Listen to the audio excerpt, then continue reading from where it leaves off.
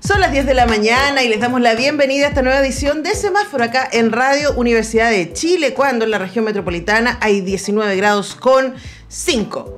Y la máxima esperada para hoy día es de 30 grados, que es lo que cuando uno piensa en 30 grados a estas alturas suena amable, 30 grados. Porque mañana va a haber 31 y el viernes 32, siempre con mínimas de 13, 14 grados y el cielo absolutamente despejado, eso en el centro del país. Por supuesto, como cada día, saludamos a toda la gente que a esta hora está conectada al 102.5 en el centro de Chile y a toda la gente que nos escucha en el infinito y más allá, a través de radio.uchile.cl. Tenemos un estupendo programa para hoy día. Ya están acá nuestros invitados, el director Diego Figueroa junto al actor Néstor Cantillana, quien protagoniza y quien dirige. Diego dirige, Néstor protagoniza el largometraje de ficción Patio de Chacales, que llega mañana a la cartelera de las salas de nuestro país y que es una ficción... ¿cómo es? Policial, sí, que tiene ahí como una vuelta un poco fantástica, que tiene que ver, por supuesto, con las violaciones a los derechos humanos en nuestro país y como el horror, básicamente. Es una película que tiene mucho que ver con el horror humano y de eso vamos a estar hablando con Néstor Cantillana. Y también vamos a estar hablando con María Fernanda García, directora del Museo de la Memoria y los Derechos Humanos, a propósito de este ciclo que estamos haciendo de conversar con los directores o encargados de programación de distintos espacios de cultura para conocer cuál es la programación que tienen para este año. Así que así se viene el programa y vamos a partir escuchando Plumas con Dejarse Llevar.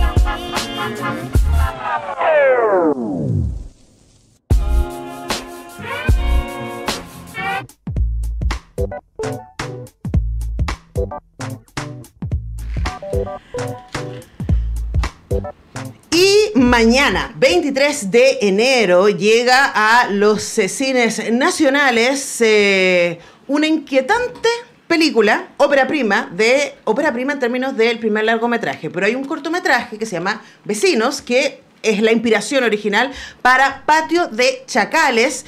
Y tenemos a su director, Diego Figueroa, con nosotros. ¿Cómo estás, Diego? Hola, ¿qué tal? Gracias por tenernos acá. Bueno, gracias a ustedes, sé que son días súper ocupados.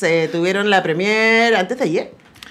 Ayer tuvimos la ahí en premier. Matucana 100. No, estuvimos en la sala Seina. En Seina, Sí, perfecto, acá en el centro, En Instituto Arturo Nacional, detrás de nuestra casa central. Así Y también es. estamos con Néstor Cantillana, protagonista de esta película. ¿Cómo estás, Néstor? Bien, Antonella, bien. Muy contento de estar acá. Bueno, yo muy contento de recibirlas y de recibirles y de hablar de esta película que a mí me hizo pensar. Bueno, vamos a tratar de hacer el resumen, ¿no? Es básicamente la historia de un hombre que tiene, muy solitario, uno pensaría que solo tiene un vínculo ahí con una amiga, ¿cierto? Que es el personaje de Blanca Levín, y que cuida a su mamá, que está muy mayor, que está muy dependiente, postrada, y él también es un hombre muy frágil, es un hombre que tiene una herida de bala en la pierna. Más adelante vamos a entender cuál es el origen de esa herida y también su vínculo con la historia, y que de un momento a otro en el barrio residencial en que vive empieza a darse cuenta que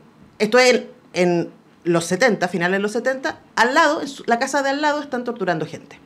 Eso trata la película. ¿Y qué le empieza a pasar a este personaje cuando se da cuenta de aquello? Ahora, Diego, esto viene de un cortometraje que tú habías hecho con este tema. Hablemos de cómo llegaste a pensar, porque es raro, no hemos visto suficiente respecto a cómo la dictadura y ese horror afectó al cotidiano de personas que no fueron familiares de detenidos desaparecidos o que no fueron perseguidos, pero que estaban rodeados, en este caso, literalmente, por el horror de la dictadura. Sí, habían temas que me interesaba explorar. Por ejemplo, el miedo, la violencia como un elemento humano, la paranoia. Y también yo hice el corto que tú mencionabas que se llama Los Vecinos, que fue un proyecto de título en la Universidad de Chile. Y la verdad es que no pensaba hacer un largometraje a partir de este corto, pero estos temas que quería explorar se fueron uniendo con las ideas que quedaron pendientes en el cortometraje. Y se fueron uniendo. Porque la película no es una película de denuncia, no entrega información nueva, pero sí toma ventaja de lo que destila de los archivos, que es el miedo, que es la violencia, que son estos temas que quería explorar. A través de una película de género, la película es un thriller psicológico. ¿Y qué quiere decir esto? Que la psicología de los personajes impulsa la narrativa. Era importante porque lo que más quería explorar era la subjetividad narrativa. Eso quiere decir que vemos la historia a través de los ojos de un personaje en concreto, que la vivimos a través de su ojo. Quería situar al espectador y que hiciera el mismo juego que el protagonista. Entonces fue por eso que la película es una película de género y que se desarrollan estos límites emocionales y psicológicos y que se vuelve una experiencia bastante intensa. Sí, es una experiencia bastante inquietante, y parte importante de esa inquietud la vive el personaje que interpreta Néstor. Y yo pensaba respecto a ese personaje y la tensión de mejor no me meto en lío, que seguramente toda la generación que fue adulta en la dictadura, ¿cierto?, tuvo que vivir. Así que mejor no me meto en lío, mejor miro para el lado cuando se están llevando a alguien en un auto, mejor no me expongo. Y este es un personaje que ya viene con una herida física y emocional, sin duda, y que está en esa tensión, ¿no? De, ¿hago algo respecto a este horror que está junto a mí o mejor lo ignoro? Cuéntanos cómo fue, porque eso es lo que vemos en la película, esa tensión, ¿no? Claro, sí. Lo interesante, siento yo, de esta película es cómo un hombre común y corriente, un tipo que no tiene una militancia política, que no tiene, como tú dices, un hombre solitario, tímido, frágil, emocionalmente súper frágil, y que, no sé, su mejor amigo es un pajarito y su única relación amorosa es con su madre, y tiene, claro, esta amistad con el personaje de Blanca, pero es un personaje que es un tipo que no habla mucho, ¿no? Entonces, el desafío un poco era eso, ¿no? Cómo lograr transmitir lo que le sucede, o sea, en el fondo son dilemas éticos y morales, ¿no? Como, ¿qué pasa cuando una persona que no es un ser de acción, digamos, no es un tipo... No es el héroe épico. No es exacto, no es Bruce Willis, no es un tipo, no es un héroe de acción. ¿Qué pasa cuando una persona se entera, o sea, se da cuenta, confirma, corrobora que del otro lado del muro de tu casa están torturando personas? ¿Qué se hace ahí? ¿Se hace algo o no hago nada? Entonces, es una situación compleja porque, como tú dices, mucha gente quizás vivió eso, ¿no? Y lo que pasaba con la película nos pasó ayer, nos pasó también cuando estrenamos en el Festival de Cine de Viña. Sobre todo la gente joven que no vivió esa época, nos decía mucho como, esto es, ahora entiendo lo que decía mi papá. Claro. O ahora entiendo cuando mi mamá me decía, no, si en ese tiempo no se podía decir nada. Tú no sabías con quién, incluso los vecinos, gente que tú conocías mucho tiempo, tampoco sabía. Entonces había como ciertas claves o códigos y aún así siempre existía este miedo. Y yo creo que una de las grandes virtudes de esta película justamente es eso, que tú no sientes ese miedo de lo que no se ve y ese miedo de lo que no se dice. Entonces, súper potente, creo que hay un gran hallazgo, digamos, un gran acierto de Diego como director, también como en el montaje, que te mantiene como espectador en una tensión, que tú estás siguiendo este vía crucis del personaje, que tú lo único que quieres es que, bueno, que diga algo, que diga lo que siente, que vamos, que reaccione. Que reaccione. Y claro, tú entiendes después, a medida que avanza la película, que claro, el tipo también carga con un trauma muy grande, con una herida física y psicológica, ¿no? Como súper potente. Entonces no es fácil. Ahora, pensaba yo, bueno, ahí ustedes pueden seguir en las redes sociales de Patio de Chacales, tienen cuenta en Instagram, ¿cierto? También las de Storyboard Media, que está haciendo la distribución, o Cactus, que está haciendo la prensa, o la misma de el Diego Figueroa o del Néstor, que están ahí cada uno difundiendo. Diego es engañoso en su Instagram. ¿Por qué? Porque no van a encontrar Diego Figueroa, van a encontrar otros, ¿no? Su Instagram es mi nombre no cabe. Mi nombre no cabe. @ mi nombre no cabe, Diego Figueroa. Sí. Ahora, Diego, hablemos de eso. En uno de los contenidos que ustedes han estado subiendo, leyeron comentarios de la gente que vio la película en Viña. Sí. Y por ahí un comentario que siempre aparece, que nosotros en Cine Chile nos hemos hecho cargo de ese comentario. Es como, otra vez una película de dictadura. Y hay estudios que hemos hecho en la web en donde hemos demostrado que menos del 14% del cine chileno habla de dictadura. Imagínate. Menos del 14%, incluso las muy laterales tipo La Frontera, claro, ¿no? claro. Que es muy lateral, no se trata de la dictadura, pero ahí contando documentales y ficción, menos del 14%. Así que usted no pise ese palito de decir otra película chilena que habla de dictadura, porque no, el cine chileno ha hablado poco de dictadura, si lo contamos así. Pero lo que hemos visto menos es género sobre dictadura. Y a mí me pareció muy entretenido el juego de me voy a meter en un thriller psicológico y voy a usar todas las herramientas del género del thriller psicológico para contar esta historia que, como tú dices, no es una denuncia, es más bien un personaje en este contexto le pasan estas cosas. Hablemos de ese ejercicio, ¿no? De al mismo tiempo distanciarse, pero contextualizar. Sí, yo creo que, bueno, la dictadura y todo ese tiempo permite y es un escenario donde uno también puede jugar con los personajes. Es un tiempo en el que hay mucha información y en la que uno puede aprovechar toda esa información. Y aparte, cada vez que uno quiere escribir alguna historia que haya ocurrido 30 años, 40 años, 50 años atrás, siempre vas a caer en ese contexto. Entonces, como realizador y como escritor, es muy difícil escapar de ese tema. Y uno tiene la libertad, pero también la responsabilidad de situar la historia donde quiere y hacerse cargo de lo que eso significa. Yo creo que lo que más me importaba era no banalizar la violencia. Creo que la violencia como tema de la dictadura es un escenario y es un personaje más. Y creo que uno puede explorarlo a través del cine. Y creo que eso es lo que permite que caiga, ya sea en un thriller psicológico o en una comedia, por ejemplo en El Conde, que creo que se pueden explorar distintas vertientes. Y creo que por el motivo que se dice otra película de dictadura es porque yo creo que impactan mucho en nosotros como sociedad. Repercute y bueno, es parte de. Yo creo que es porque no hemos conversado a lo mejor lo suficiente. Y por ejemplo, en cuanto a películas chilenas, 2 de mis películas favoritas, que no es que las decía de esa forma, sino que han decidido, están justamente rodeadas por ese tema. Una es Machuca y otra es Tony Manero. Claro. Y de Tony Manero, por ejemplo, hay pequeños guiños, que los personajes comparten el mismo nombre, y son películas diametralmente distintas, son visiones completamente opuestas. Claro. Pero yo creo que ayuda a que sintamos muy personal el tema. Y yo creo que eso es muy importante en una obra. Sí, también hay un ejercicio de memoria que es poderoso, ¿no? Por un lado, la gente que fue adulta, insisto, en dictadura, que recuerda esa atmósfera. Yo creo que la atmósfera de el horror, de la delación posible, ¿cierto? Del peligro potencial de manera constante, es algo que a los más jóvenes les cuesta mucho entender. Y claro, yo era niña, yo nací en el 78, entonces es como, solo recuerdo que en mi casa se escuchaba Víctor Jara, pero despacito. Y una vez, bueno, llamaron a mi hermano del colegio, le hizo aplicación porque llevó el cassette. Y llamaron a mi papá para llamarle atención respecto a eso. Ahora, esa atmósfera, Néstor, también es súper exigente con el personaje. Y tu personaje está en casi todas las escenas de la película. Y ahí hay que ponerse encima, y pienso, no vamos a hacer el spoiler, pero en distintos estados, vamos a decirlo, de manera muy elegante, ¿no? Y preguntarte respecto al ejercicio de preparación para un momento como eso, porque revisando tu filmografía solo puedo pensar como en El Castigo, que en donde también están todo el tiempo, y ahí en el caso además un plano secuencia, pero compartido con la Antonia Segers en esa gran película de Matías Vices, que me encanta, búsquenla si no la han visto. Entonces hablemos de cómo se prepara uno para sostener todo ese camino emocional en una película en donde vas a estar en casi todos los planos. Sí, mira, o sea que ahí es fundamental el diálogo, ¿no? y la guía del director, digamos.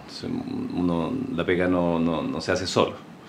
Y al mismo tiempo no son de esas películas o series en las que a mí me ha tocado participar antes, donde hay que estudiar mucho, como, tengo que leer este libro para entender, tengo que no sé qué. Yo tengo, no sé, pues tengo el hermano de mi mamá, tío, Igor, qué sé yo, que estuvo exiliado, que estuvo 2 años preso en Tres Álamos, en Ritoque, en fin. Tengo historia, digamos, en relación a la violencia, la dictadura y todo eso. Un cortito en relación a esto de otra vez dictadura, ¿no? Sería muy raro que no se hiciera, ¿no? Sería no solo raro, sería peligroso que la filmografía chilena obviara ese tema, que no hubiera ninguna película al respecto, sería extrañísimo. Y que sumando el documental... Sería peligroso. Sería peligroso. Totalmente. Sería peligroso, y que sumando el documental no sea ni siquiera el 15%, te dice que a lo mejor estamos al revés, quizá hay que hacer más todavía. ¿Ya? Eso solo para cerrar. Entonces, claro, el trabajo era más bien de construcción en relación a cómo sostener una película con un personaje que habla poco, que digamos que no es de acción, ¿no? Lo que hablábamos antes. Entonces era súper importante entender la psicología del personaje, cómo piensa.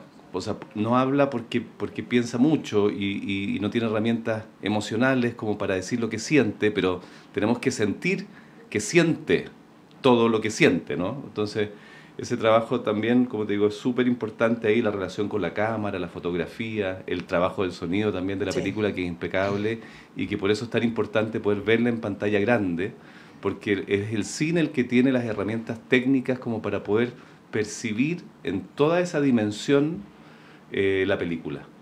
Entonces, en el fondo, el guión estaba muy clarito, muy bueno, para mí era un mapa súper claro a seguir. Claro, uno filma de manera desordenada, entonces la herida, por ejemplo, la herida de bala tiene un viaje como una involución, ¿no? Claro.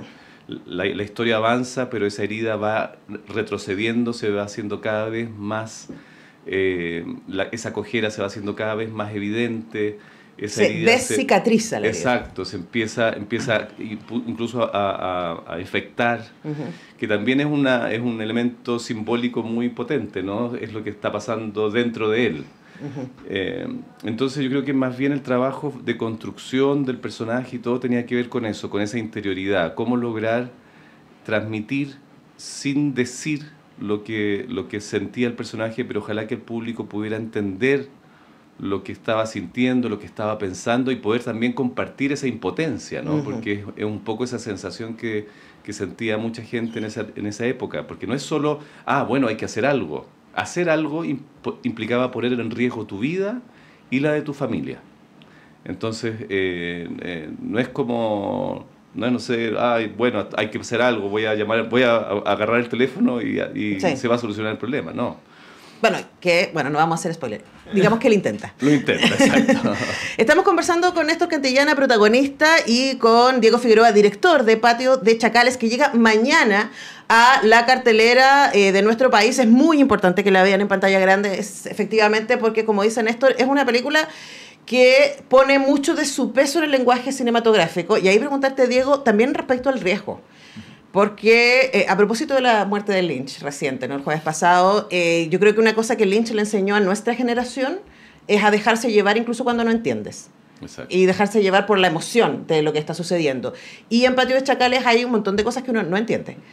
Hay como algunas escenas que uno dice, esto es raro, ¿de dónde salió esto? ¿Y por qué? ¿Y de dónde salió esta persona? Y claro. Hay un tipo de narrativa clásica que uno puede seguir, pero entre medio eso está como mechado, ¿no? Está intervenido por espacios que uno no sabe si son oníricos, si son imaginación del personaje, qué es lo que está pasando. Hablemos también de ese riesgo y de cómo mantener la mesura, ¿no? Para que la gente no se quede afuera. Es que sí, la película tiene dos líneas, yo creo. Primero está la trama, la narrativa, que es que el personaje descubre esto, tiene que hacer tal cosa y tal otra cosa, y creo que eso está claro. Pero el mundo interior, ¿cierto? Es la línea paralela, en la que puede ser un poco confusa, pero emocionalmente uno tiene que seguir la película. Y no te vas a confundir. Los puntos de la trama quedan bastante claros y te permite también que en un segundo visionado puedas verla de manera distinta. Sí. Es una invitación a verla por segunda vez. Y en cuanto a riesgo, bueno, cuando estábamos hablando antes que hay películas que quedan viviendo con uno no trata de hacer guiños a propósito quizás de muchas películas, pero como mencionaste Lynch, una película que a mí me marcó mucho cuando la vi fue Mulholland Drive, por ejemplo. Y esa es una película que juega mucho con cuánto uno puede confiar en el personaje como narrador y cómo se reinterpretan los hechos en la misma película. Y eso fue algo que justamente quería jugar un poco con ese tema en la película. Y de riesgo no sentí que tenía tanto, porque, claro, en el papel puede verse un poco frío a lo mejor todo, pero el mismo motivo por el que quise trabajar con Néstor, que fue porque lo llamé, era porque él es de los actores que crea personajes completos. No llega al set a interpretar las líneas y pum, se va.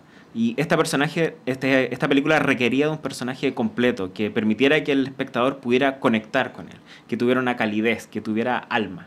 Y Néstor es un actor de gran oficio con el que revisamos línea a línea, todos los puntos. Al momento de rodar volvíamos a revisar casi de cero. Y todo esto porque había esta progresión dramática. Y justo como estaban hablando que se graban en desorden, era muy importante que conociera el personaje. Que él supiera dónde se iba a parar, que por qué se iba a mover a tal lugar, porque uno llega con una planificación, pero ya en el momento esa planificación pasa a cero. Sí. Claro. Hay que encontrarla. Ya no es como, súbete al piso, porque él se sube en un piso. Sí. Ya, pero estoy cojo, ¿cómo me subo? Tengo que venir por este lado, tengo que apoyarme en tal parte. Entonces creo que toda esa atención al detalle se transmite en la película. Sí, sí. Y además pensar un personaje con tanto doblez. Solo voy a decir sí. eso. como el que hace Néstor en Patio de Chacales. Ahora, Néstor, para terminar, y esto es como una pregunta más de línea filosófica. Me imagino que tú, como Diego, como mucha gente que nos está escuchando, está muy preocupada y adolorida, ¿no?, por la ascensión de los neofascismos. Lo que ha pasado en las últimas 24 horas en Estados Unidos es una locura, ¿no? Sí. Y estamos recién partiendo. Y mi lectura respecto a eso tiene que ver con una crisis de empatía. Y tu personaje se enfrenta exactamente a eso, ¿no? Me pongo en riesgo, pero hay una persona a la que están matando al otro lado, ¿no? Hay una persona que yo podría cuidar o que podría ayudar a que no llegue a esa situación de dolor y de muerte en muchos casos, ¿no? Y desde esa mirada, ¿no?, que ustedes están proponiendo en Patio de Chacales, que tiene que ver con la tensión de la empatía. ¿Soy capaz o no de ponerme en riesgo por una persona que no conozco? Yo creo, esta es mi hipótesis, podemos discutirla, ¿no?, que el advenimiento de los neofascismos en todo el mundo hoy día tiene que ver con una crisis de empatía. Con el mientras yo estés bien, no me importa mucho el otro, ¿no? Y la construcción de discursos de la otredad como un peligro. Y si ese es el contexto, o hipótesis, ¿cuál es el rol del arte? Del teatro, del cine, de la serie, de la literatura en ese ejercicio. Sí, es súper interesante lo que tú dices, porque, claro, a ver, es súper violento. O sea, creo que nosotros nos hemos acostumbrado, incluso por las redes sociales, en el tiempo que nos toca, Twitter, TikTok, Instagram, tú ves a la gente en el metro, qué sé yo, imágenes, imágenes. Entonces, a mí me pasó violentamente, por ejemplo, con lo que estaba pasando en Palestina, con el genocidio, que de repente veía unas imágenes desgarradoras de muerte, pero brutales, brutales, y seguía la otra y había, no sé, unos perritos, unos cocharritos. Entonces, todo se pone en el mismo nivel y la brutalidad y la violencia dejó de interesarnos, dejó de realmente rompernos emocionalmente. Es como que todo pasa, todo es ligero, la cosa digital, ¿no? Como que con un dedito, pretender que con un dedo uno soluciona la vida, ¿no? Te aprietas un botón y te llega la comida a tu casa, y aprietas un botón y ves algo chistoso, y si ves algo terrible lo sacas nomás con un... Esa simplificación, también pensando en esta cosa individual, ¿no? Que es también, yo creo que es como la cosa del capitalismo extremo, ¿no? Lo único que me importa es el individuo, lo que yo sienta, lo que yo quiero, lo que yo deseo, y el resto no me importa nada. Es bien terrorífico ver lo que está pasando, ¿no?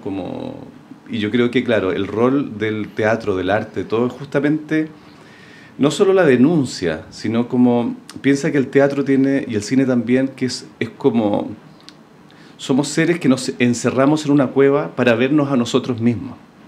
Entonces, ¿qué es lo que nosotros queremos ver? ¿Qué es lo que nosotros queremos transmitir de nosotros mismos? ¿No? Como mucha gente dice, no, yo no quiero ver películas terribles porque yo ya viví eso, entonces no. Pero justamente es súper importante, si realmente queremos que exista justicia, reparación y no repetición, es que tenemos que volver a vernos una y otra vez. Y ojalá, como el ejercicio que está haciendo Diego, desde distintos ángulos. ¿Ya? Entonces creo que el rol del arte, de la música, de todo, es justamente sensibilizarnos, volver a sensibilizarnos con temas que parece que ya se han banalizado. Entonces, es súper importante, creo yo. Ahora, ¿cuál es digamos, la dificultad o el desafío de los artistas? Es cómo lo hacemos. ¿Te fijas? Porque yo creo que ya a esta altura el panfleto o la denuncia, simple, solo eso, no sé si tiene el sentido que a lo mejor tuvo en su momento.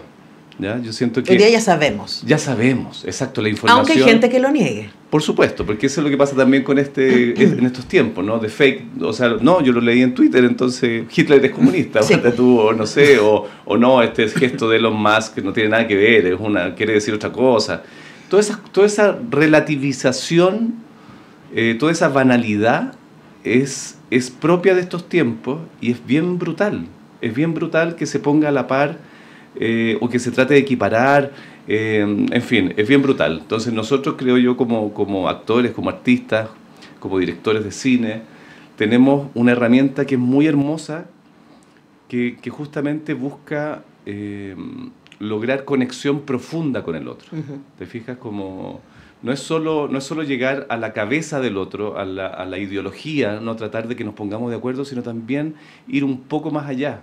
Porque como tú dices, quizá hay cosas que uno ve una película o uno escucha un concierto, una ópera en alemán, dice, no entiendo lo que están diciendo, pero estoy emocionado, no sé por qué. Claro. Entonces yo creo que hay que ir ahí, porque si logramos volver a conectar en la empatía, debería ser mucho más difícil volver a repetir los horrores que vivimos, por ejemplo, como lo que nos pasó con la dictadura de Pinochet.